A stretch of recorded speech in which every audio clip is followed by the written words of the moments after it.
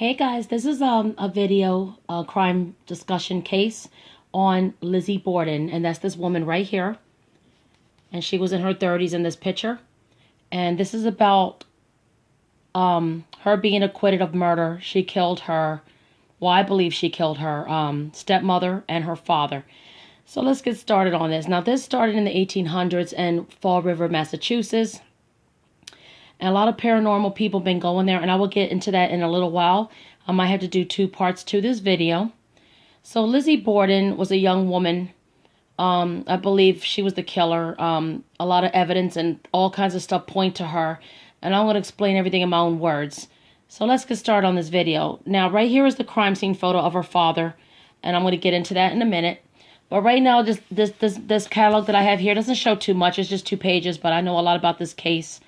I know a lot about a lot of cases, so I usually say everything in my own words. This is my opinions, my belief on who I think the killer is, and etc., etc. Everybody has the right to their own opinion. There's so many theories, and there's also paranormal things about this house and about this case, so let me get started on that. Now, the very first thing is, this was in Fall River, Massachusetts. Now, she lived with her stepmother and her father, and she also had another sister at the time, and her maid. Her name was Bridget Sullivan. Now, this is Lizzy Borden right here. She was a school teacher.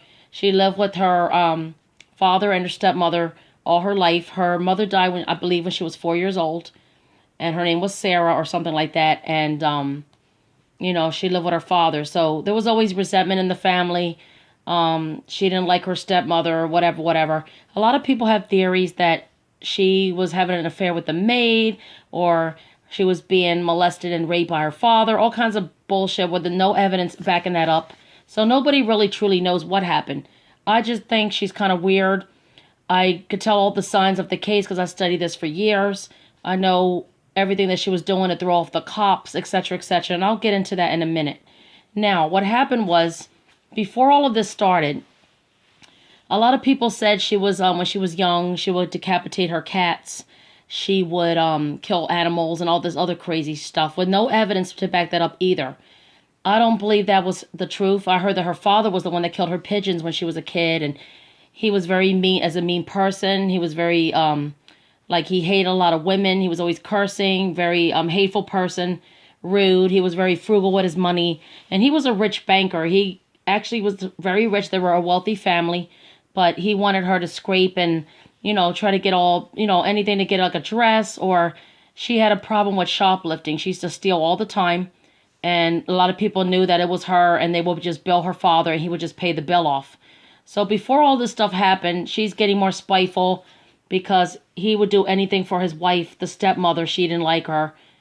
We don't know if it was a motive for money. We don't really know what happened, but I just believe she was the killer because a lot of things point to her. Now, what happened was, way before the stuff was going on, she was doing little spiteful stuff. Like, she robbed the house the one time. Everybody knew it was her. She said somebody got in. They only stole the stepmother's jewelry, $50 in cash and some coins and some other little stuff, whatever. The father knew in his heart that it was her. Okay, but no charges were filed or whatever. So she started doing her little spiteful crap or whatever. Now, right before the murders happened, right? I'm talking about way back. There was also a well there on the property. Now, somebody from her family, wish her, like her aunt or somebody like that, killed those children, her own children, and I guess herself or whatever, and threw them down the well. So there's belief that there's spirits of these children in the property and all of them later on. So anyway, besides all that, I'm talking about the murder case here. She would do spiteful stuff and, to throw people off. So right before the murders happened, okay, all of a sudden, the stepmother, the maid, and the father, they were all being poisoned, or they had, symptoms of being poisoned. She was fine. Everybody else was getting sick except her. But nobody knows for sure what really happened, because the father he used to save like old sheep meat or lamb or whatever, molten or whatever it was called. And he was very frugal with money. He didn't really buy much. He would save everything, and they didn't have indoor plumbing, etc., etc. You could research on all these cases. Like I said, there's a lot of videos, a lot of documentaries. There's movies about it. And once you see all the signs of everything, everything points to her, okay?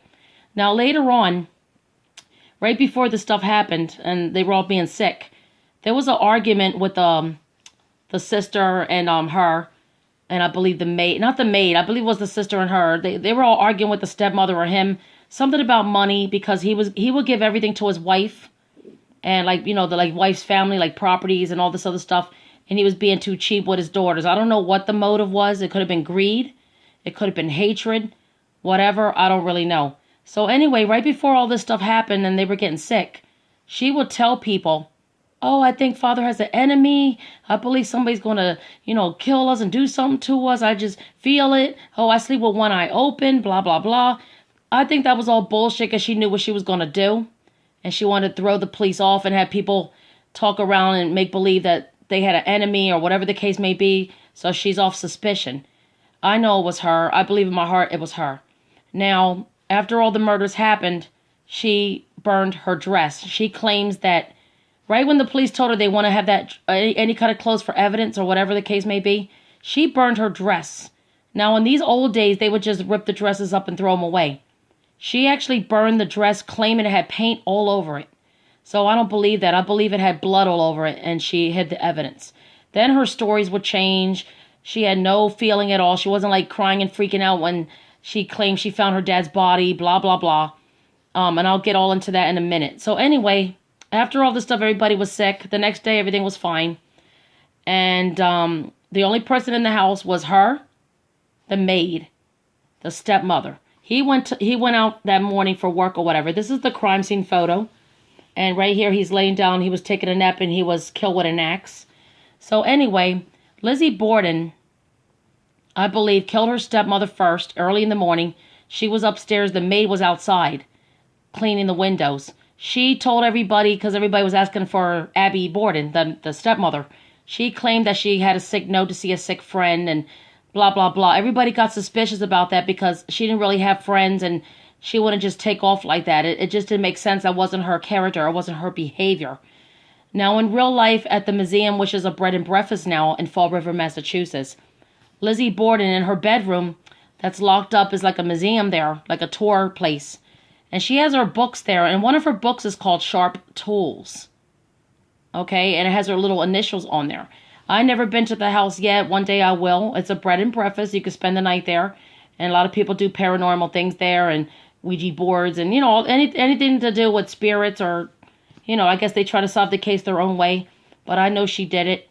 Also, when that stuff happened, right, she was the only one in the house at the time. It was early in the morning. It was really hot. And the maid went outside to clean windows. And this was over 90 degrees. It was very, very hot. And the maid was still feeling sick. And she didn't want to do the windows at the time. And they told her, oh, got to clean the windows anyway. She's like, well, I'm not feeling well, you know. She wasn't feeling well. So the stepmother told her, well, I want you to clean the windows. So she went out there with the ladder and just started cleaning windows. So the whole time, it was just the stepmother and Lizzy Borden. That's it. In the house. So she had her chance to kill her. So the stepmother was killed in the bedroom. And the crime scene photos, you can see her laying her face down right on the floor, right next to the bed. And she's been dead.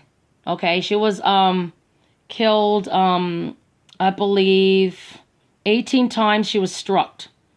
Abby. That was Abby Borden. And then her father was killed 11 blows to the head.